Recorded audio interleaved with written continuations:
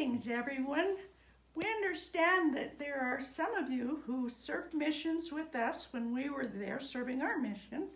Some of you are friends and acquaintances that maybe we don't know or don't remember. And there's probably some of you there who've never heard of us. But we have a very soft spot in our hearts for you, for your country. We really learned to love you while we were there in 1991 to 1994. I have to tell you a secret. When we were there, we met with a member of the area presidency, and we were talking about the temple. And I said, oh, we've got to have a temple in the Dominican Republic. And he said, well, we will see. And then he came back, several months later, maybe even a year later, and he said, Sister Norberg, I want to tell you a secret. The temple is going to be in the Dominican Republic, and don't you tell anyone. So we knew that temple was coming, but we couldn't say anything. We didn't even talk about it with each other because we were afraid it would become common conversation and we might slip and mention it someplace where we shouldn't. So we're excited that you have your temple. When we talk with Angel Cordero, he tells us about what you're doing and what a lot of you are doing. And he tells us what you're doing in the church as well as your families and work. And it's really fun to talk to him because he keeps us up a little bit on what's going on with you down there. Well, a little bit about us. We're just getting older and slower. That's all it is.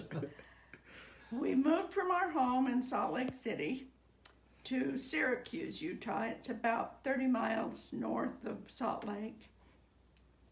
Our home in Salt Lake just had too many stairs and was a little hard for us to live in, but this one is just perfect for us, so we're very happy here.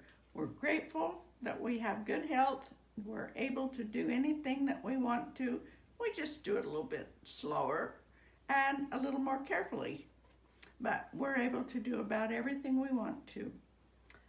We keep ourselves busy with family and church. Going to the temple, doing, it's not visiting teaching anymore, it's what is it called? Mentoring. Mentoring.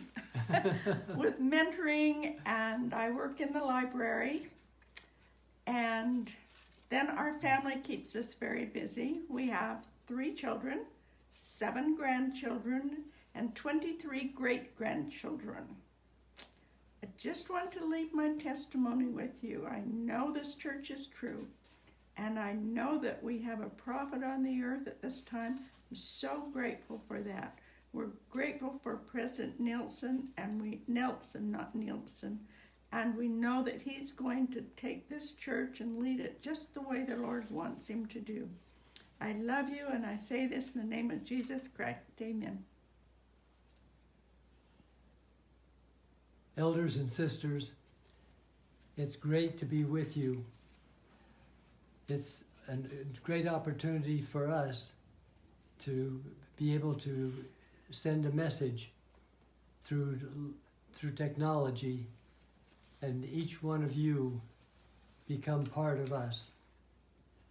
After we left our mission in the Dominican Republic, we returned to work.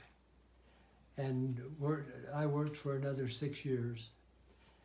Then I retired, and we decided that we would serve another mission. Our stake president was called as a mission president in Independence, Missouri. Each one of us had the opportunity to be more involved than we had before. Our stake president wanted us to serve with him in Missouri. And so he asked President Monson if we could be assigned to his mission. President Monson said, well, we'll see. He asked twice and got the same answer, well, we'll see. What he didn't know, but President Monson did, is that, number one, we were planning on serving another mission. Number two, I was an auditor. Number three, I spoke Spanish, more or less. And each one of us was served as a